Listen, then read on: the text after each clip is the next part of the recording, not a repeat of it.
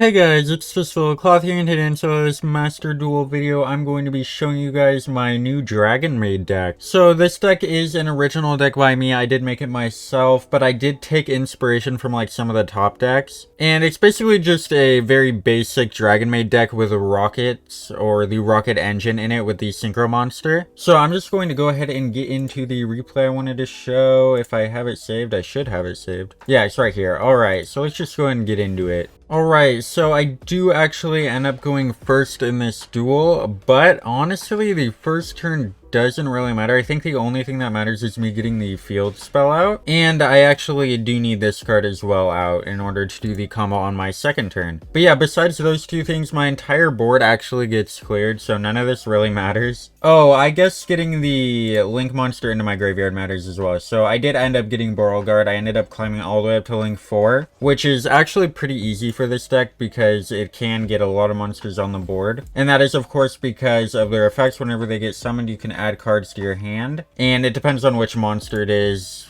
Like, you can add monsters to your hand with this card, and you can add spells and traps with this card. And of course, the spells and traps can help you get more monsters onto the board, and the monsters can get on the board. And I do have Pot of Prosperity to just kind of help out with getting cards in my hand as well. And then Quick Launch can of course help me get the rocket monsters out in order to synchro, or in order to link even higher. And that is of course how I got Beauregard.